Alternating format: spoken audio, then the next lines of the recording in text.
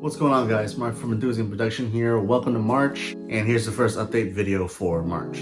Now, before I continue, I do want to say thank you to those who did join in on the live stream, even though it was announced on quite short notice. Everything literally happened within like 2 or 3 days. I put up a poll on Instagram. Thank you for participating in that. And then aside from the polls, I did a couple of posts announcing when the live stream was going to happen, mostly on Instagram, and then a couple on YouTube right before the actual live build. It was great for me, it was fun for me, but at the same time, there were a lot of things that could have been done and could have also been handled a little bit better. That being said, I do have a lot to learn still about how this all kind of works, some way to make it all kind of flow better. And that's mostly what this video is about, aside from some other updates. Now, as far as live streams goes, or announcing live streams, that's definitely something I gotta work on, something I gotta be more consistent on. I do still want to do live builds and other videos like this on Wednesdays.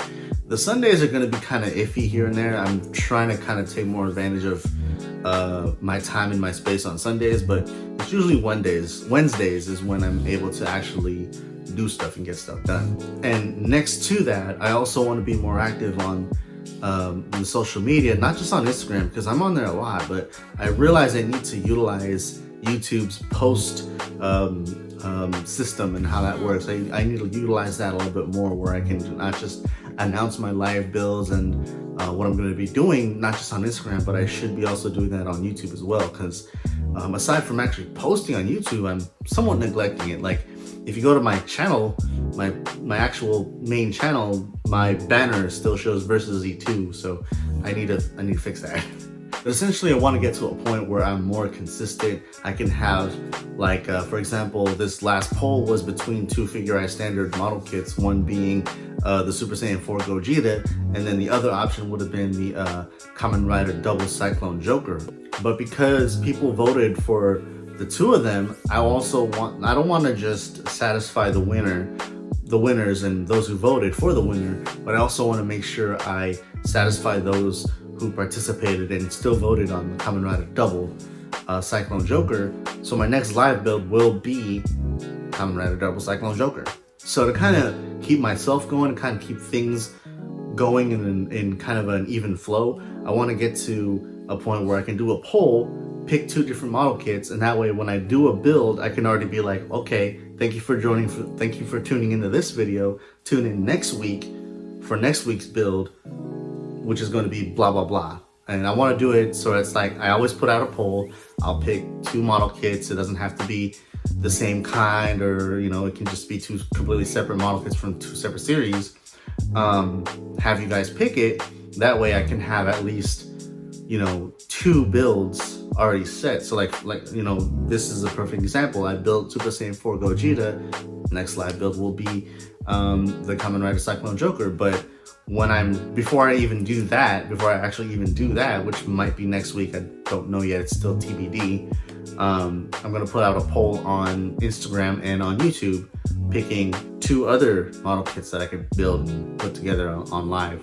And that way you guys can pick between one of those. So whoever the winner is of that is going to be the one following Kamen Rider Cyclone Joker. You guys get what I'm trying to get at here, right? So essentially, for now, I'm experimenting, and it's my way of finding a way to be consistent with my videos.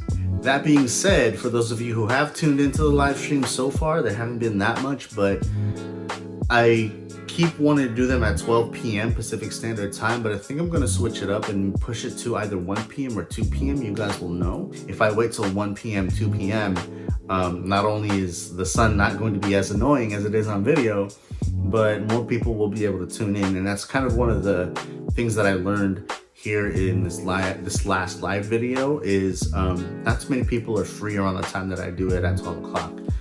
When I do it at 1 or 2, which is around the time that my live stream was ending, that's when more people actually start to show up and join. So I'm also trying to maximize viewer counts and whatnot. So 1 to 2 p.m., depending on that, you guys will know. I will announce it, obviously. But yeah, that's another change I need to make as far as these videos goes. And speaking of those two live stream videos, I gotta find some other way to play music, because I received 3 copyright notices, 2 on one video and then 1 on the other.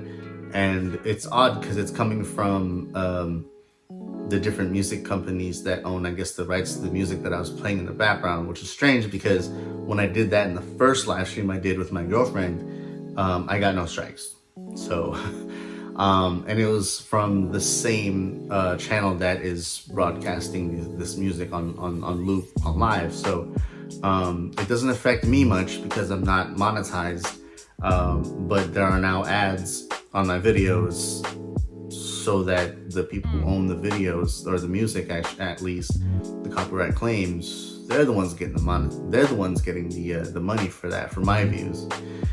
Jokes on them. I don't really get a lot of views, but I gotta find a way to be able to play some music in the background that have like no copyright to them. This algorithm is really annoying. Like I said, it doesn't affect me much, but still receiving those emails is kind of annoying. So if anyone knows a way around that, some way where I can play some background music for not just for myself to enjoy, but for you guys who are tuning into the live streams to enjoy as well, let me know, and I'll try to be on top of that as well. To be honest, that pretty much covers most of what I wanted to talk about today. I do want to again thank you to those who joined in on the live stream, and to those who continuously support the cause. Appreciate you guys. As you all know, especially those who've been following me for years now, even though I've been around for years, I still treat this like it's my day one. You know, it's all about my growth and, you know, trying to do good things here. And to those who have stayed with me, who have supported me, and to those new fans of mine, new enthusiasts, you're greatly appreciated. That being said, I gotta update you guys on some pickups that I just got. So if you've been following me for at least the last month or two, and you have me on Instagram, then you know the two model kits that I've been working on are the high-grade Barbatos Lupus and the randomly picked up high-grade After Colony Sandrock. Now, I didn't really do too much footage. I didn't really take any pictures and things like that for Sandrock, because I kind of just didn't get an opportunity. So I just did what I could and took some photos of parts that were already put together, but already also lined up with Pentaline accent. And to be honest, the high-grade Sandrock didn't really excite me too much because it wasn't Sandrock with the machine gun. That's pretty much my only knock against it, but I'm so fucking glad I picked it up, and I enjoyed the build, and I enjoy posing the hell out of him. Actually, right now he's in one pose. You guys will see it in just a second. But yeah, I have him in this one pose, and I just can't seem to find a way to get him out of this pose. I love it so much, plus the effect parts to go with it. It's an amazing kit, and it was very inexpensive. The build was unique enough. If you're thinking of getting this model kit and you haven't yet, do yourself a favor. If you're a fan of Gundam Wing, if you're a fan of Sandrock, pick it up. Now, I'm also still working on Barbatos Lupus.